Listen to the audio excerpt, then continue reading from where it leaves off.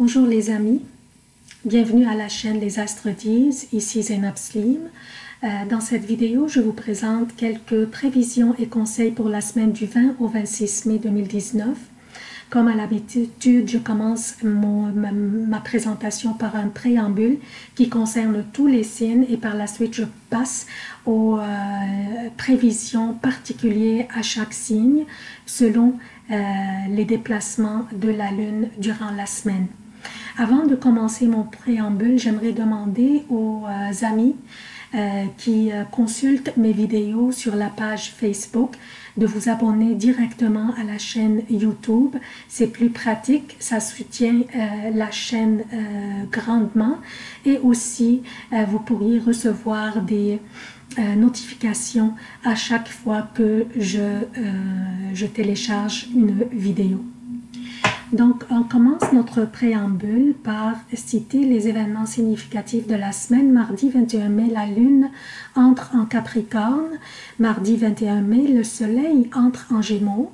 Mardi 21 mai, Mercure aussi entre en Gémeaux. Jeudi 23 mai, la Lune entre en Verseau. Dimanche 26 mai, la Lune entre en Poisson. Les emplacements des planètes durant cette semaine: Vénus est en Taureau, Mars est dans le Cancer, Jupiter à son domicile, le Sagittaire est en rétrograde, Saturne est à son domicile Capricorne et rétrograde, Pluton est dans le Capricorne et rétrograde, Uranus est dans le Taureau, désolé pour cette petite erreur ici, le Soleil est dans le Taureau et mardi il entrera en Gémeaux, Mercure est dans le Taureau et mardi il entrera en Gémeaux aussi, Neptune est dans les Poissons. Alors, qu'est-ce que nous avons au menu cette semaine? L'événement le plus important cette semaine sera la rentrée de Mercure et du Soleil en Gémeaux mardi. Mercure entrera chez lui en Gémeaux et il va être très confortable. Dans cette semaine, la sociabilité et la vitalité intellectuelle seront au menu. L'énergie des Gémeaux étant expressive, vive, adaptable, pleine d'humeur, pétillant, curieuse et intellectuelle, et Mercure étant notre planète de communication, de l'intellect et des études, et en plus il sera conjoint au Soleil, comme vous voyez, il est collé au Soleil. Le Soleil qui influence la chaleur, la lumière et la vitalité dans les Gémeaux. Une combinaison d'énergie délicieuse pour les études, le réseautage et aussi la communication. Par contre, ce que j'aimerais plutôt souligner dans mon préambule de cette semaine, c'est la pleine lune en Scorpion qui a eu lieu hier samedi et qui s'est allée sur dimanche matin aussi. Pour comprendre la nature de l'énergie de cette pleine lune qui va s'étaler sur les prochaines 2 semaines, je parle de l'énergie de la pleine lune, va s'étaler sur les prochaines 2 semaines à peu près jusqu'à que la nouvelle lune aura lieu. Il faut, pour comprendre cette énergie, il faut analyser la nature de l'énergie du gouverneur du Scorpion où avait lieu cette pleine lune.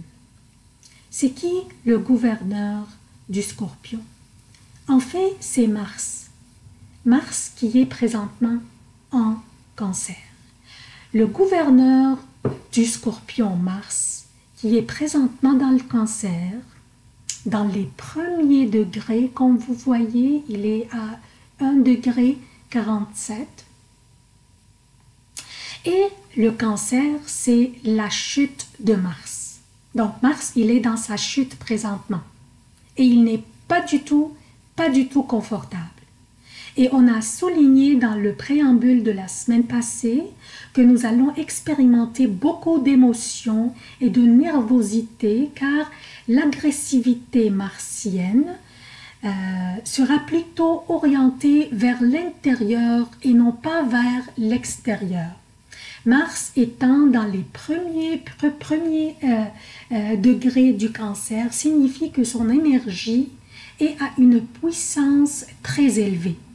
Comme j'ai souligné dans une de mes vidéos précédentes, quand les planètes entrent dans un signe et elles sont au début du signe, dans les premiers degrés, elles s'annonceront d'une manière très prononcée et très forte pour annoncer leur présence, et leur énergie serait au plus haute puissance.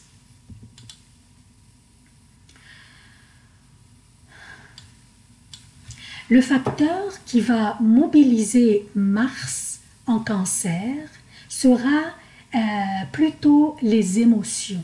Donc, toutes les réactions qui pourraient se produire durant la présence de Mars en cancer seront basées sur les émotions. Nous aurons tendance à protéger notre sentiment de sécurité, à nous mettre sur la défensive, car nous aurons cette peur ou crainte que cette sécurité serait en péril ou est menacée peut-être. Surtout que le cancer influence notre sentiment de sécurité émotionnelle, nos rapports avec la famille, aussi le genre d'enfance que nous avions vécu et aussi nos rapports avec les parents, surtout avec la mère. Ce qui va renforcer notre sentiment d'insécurité émotionnelle est que le gouverneur du cancer, qui est la Lune, est en chute dans le Scorpion aussi, qui influence la puissance matérielle, je parle de Scorpion, qui influence la puissance matérielle ou monétaire, vu que l'argent est une source importante de sécurité dans notre vie, qui nous donne beaucoup de puissance. Donc, la pleine lune, gouverneur du cancer, la lune qui est le gouverneur du cancer, dans ce signe est en chute. Et ce signe, dont le gouverneur est Mars, est dans le cancer et en chute aussi. Donc, cet échange, il y a un échange ici de gouverneurs et les deux gouverneurs sont en chute. Les deux gouverneurs de ces signes, je parle du Scorpion et du Cancer, les deux sont en chute. Mars, le gouverneur de Scorpion, est dans le Cancer en chute, et la Lune, qui est dans le Scorpion, mais qui est le gouverneur du Cancer, est en chute dans le Scorpion. Donc, cet échange de gouverneurs de ces deux signes va élever notre sentiment d'insécurité, que ce soit monétaire ou émotionnel. Nous allons avoir ce peur que notre sécurité est menacée. Et quand ce genre de sentiment règne notre esprit, nous pourrions commencer à réagir ou comporter d'une manière très impulsive. Nos prises de décision seraient basées sur ces émotions. Et aussi, observez les médias sociaux, vous allez remarquer que les propos des gens dans les médias sociaux seront plus craintifs et plus anxieux. Donc, je vous prie de ne pas prendre des décisions cruciales, comme par exemple, je vous donne un petit exemple, quitter un emploi juste à cause d'une dispute avec un collègue ou avec un supérieur. Sachez que la plupart d'entre nous seraient peut-être impulsifs sous l'effet de Mars en Cancer, impulsifs sous l'effet des émotions, sauf bien sûr ceux qui vont avoir l'aptitude à se contrôler. Donc, quand une situation émotionnelle se produira, sachez que l'autre personne vit aussi ce que vous vivez et peut-être influencé par la même énergie. Donc, surmonter ces situations et laisser ce genre de situation passer en paix. Par contre, l'énergie de la pleine lune est habituellement une énergie propice pour nous débarrasser de tout ce qui ne nous sert plus ou tout ce qui nous cause du mal ou de la peine. Donc, pourquoi ne pas utiliser ces énergies d'émotion causées par Mars en Cancer, combinées à l'énergie de la pleine lune en Scorpion, et pourquoi ne pas les utiliser ou bien orienter ces énergies vers le but de nous débarrasser de tous les anciens karmas que nous avons vécus dans le passé et qui nous ont causé beaucoup de souffrance et de douleur dans notre vie. Surtout que la pleine lune avait lieu en Scorpion. Ça, c'est la 8e maison du zodiaque qui correspond aux grandes crises de l'existence et à l'évolution que ces grandes crises engendrent, les choses douloureuses et les secrets cachés que nous avions enterrés profondément dans nos âmes, pensant que comme ça on pourrait les oublier, ce qui n'est pas le cas, pas du tout, car ces douleurs et ces souffrances font surface de temps en temps. Donc, ils ne sont pas du tout oubliés, ils sont juste cachés. Et ça, c'est ce que la 8e maison du zodiaque représente. Les souffrances, les secrets, les douleurs cachées. Et ces douleurs font surface toujours avec la rétrogradation de Pluton et de Saturne. Donc la conjonction, en plus nous avons une conjonction de Saturne et de Pluton qui les deux rétrogradent dans le Capricorne,